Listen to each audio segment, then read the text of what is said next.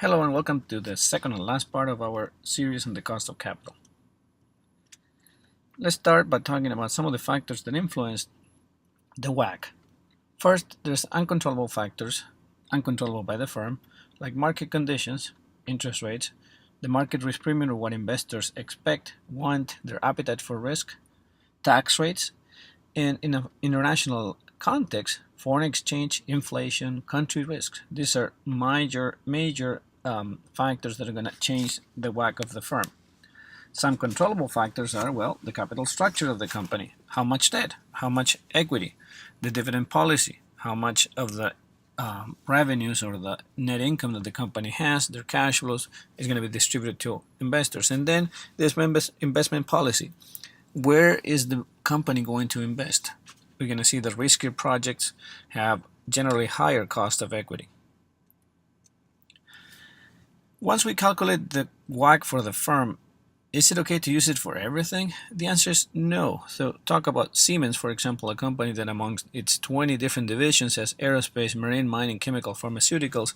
They are present all over the world in Chile, Morocco, Singapore, for example. Would it be correct to assume that the same cost of capital for aerospace applies regardless of whether it goes into Morocco or in Chile, or marine, whether it goes to Morocco or in Chile? Of course not. So every division should have different costs of capital. How are we going to adjust this divisional cost of capital? We'll try to think about this division as a standalone firm. Let's imagine that we have only a marine company or a pharmaceutical company. So we're going to try to estimate the division's beta, the cost of debt, and its capital structure. So in a way, take it as a separate entity. One way to do this is, well, let's find a bunch of several publicly traded companies that are kind of similar to what we're doing. So Siemens could look into several pharmaceuticals or equipment, medical equipment manufacturing companies, and use the average of their betas as a proxy for the project beta. But this may not be so easy to find a company that is just pure play, meaning a company that only does what the project means. So we may have to settle for something that is a similar play. Well, a company that is mostly a pharmaceutical company, or a company that is mostly a car company without any other contaminating effects. Alternatively, we could use a regression between the project returns and the market returns. However, if the project is new and we don't have any history, this may also be difficult. So what do we do once we have the divisional risk?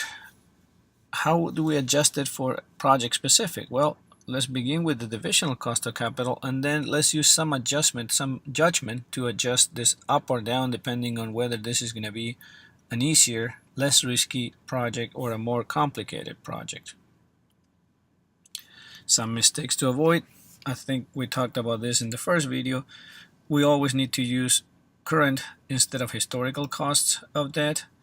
If we mix in historical measures to estimate the market risk premium, that is not going to be a good thing. The book weights versus the market weights. Remember that we do want to have market weights whenever possible. And use incorrect capital components, for example, including short-term components that should not be there. A little bit on country risk premium.